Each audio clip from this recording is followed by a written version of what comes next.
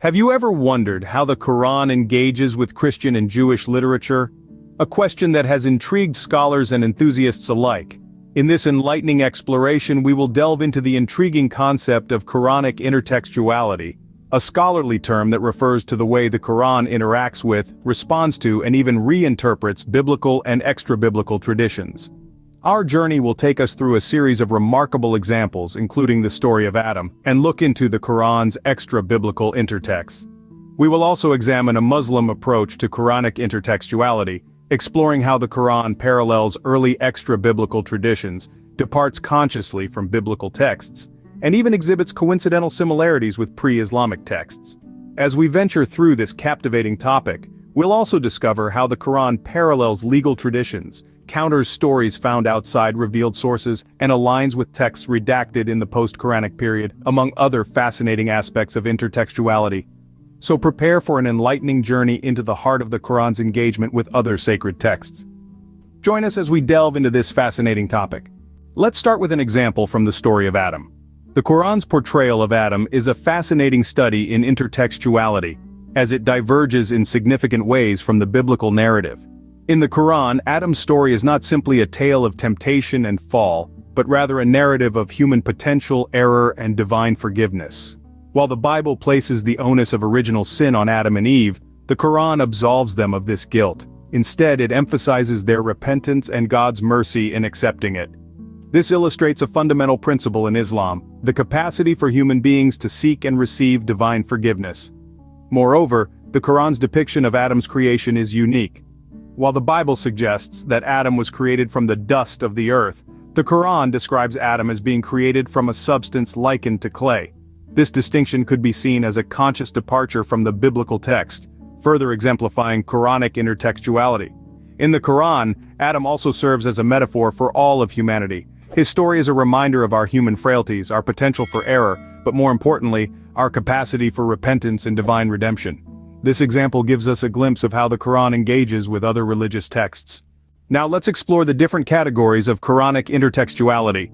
First off, we have parallels with early extra-biblical traditions. This category is where Quranic narratives align with stories or traditions that exist outside the Bible, yet predate the Quran. For instance, the Quranic depiction of the Pharaoh's wife as a righteous woman parallels non-biblical Christian traditions. Secondly, we see a conscious departure from biblical texts. Here, the Quran intentionally deviates from the Bible to correct or challenge its narratives. A case in point is the Quran's account of the prophet Lot, which omits the more controversial aspects found in the Bible. Thirdly, there are coincidental similarities between the Quran and pre-Islamic texts. These are instances where the Quran shares themes or motifs with pre-Islamic literature, but without any evidence of direct borrowing.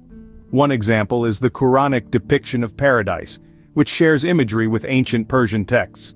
Fourth, we encounter parallels with legal traditions. This category includes instances where Quranic law mirrors Jewish legal traditions. For instance, the Quran's regulations on dietary laws show striking similarities with Jewish kosher rules. Next, we have parallels that counter stories found outside revealed sources.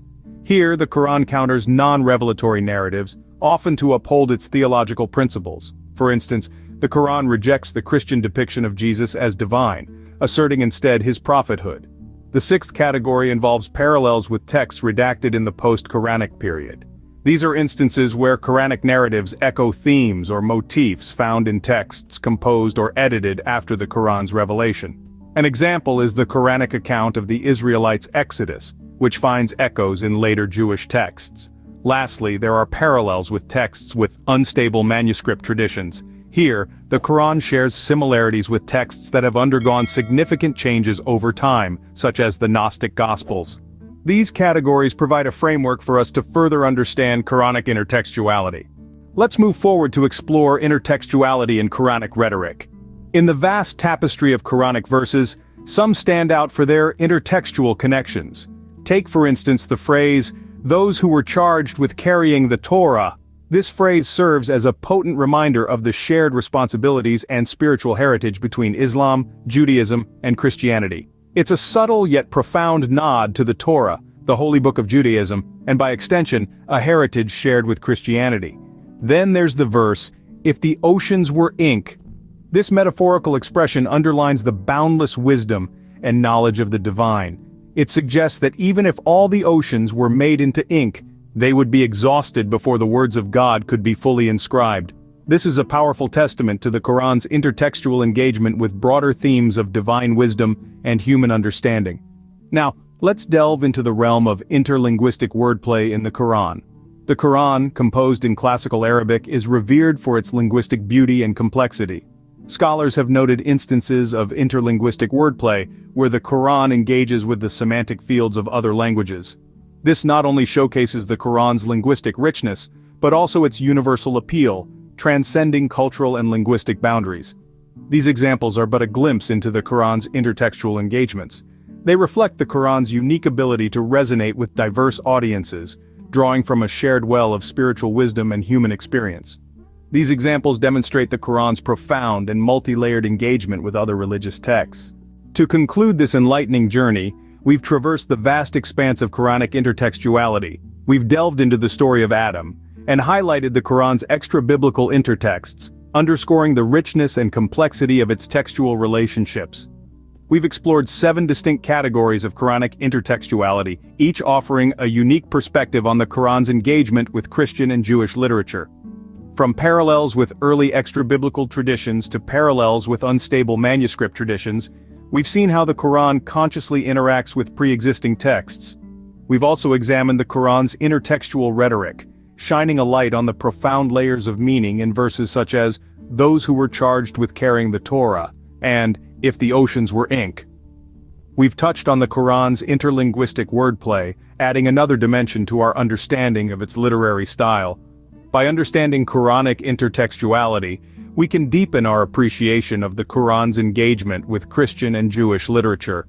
This journey has only just begun, and there's a wealth of wisdom yet to uncover as we continue to explore the Qur'an's literary sophistication and its dialogical relationship with other religious texts. In light of our exploration of the Qur'an's intertextuality, we now invite you to reflect on what aspects of Islam resonate with you in comparison to other religions. This is a journey of understanding, and your insights and experiences are a valuable part of this exploration. As we dive deeper into the textual intricacies of the Qur'an and its dialogical relationship with other religious texts, we encourage you to share your thoughts and experiences in the comments section below. Your perspective enriches our collective understanding and fosters a community of learning and respect. Don't forget to subscribe to our channel, share our videos with your friends and family, and actively participate in our discussions. Your contribution is instrumental in expanding the reach of our channel and supporting our mission to promote mutual understanding and respect among various religious communities. Thank you for joining us on this enlightening journey. We look forward to hearing your thoughts, and we are excited to continue exploring the vast richness of Qur'anic intertextuality with you.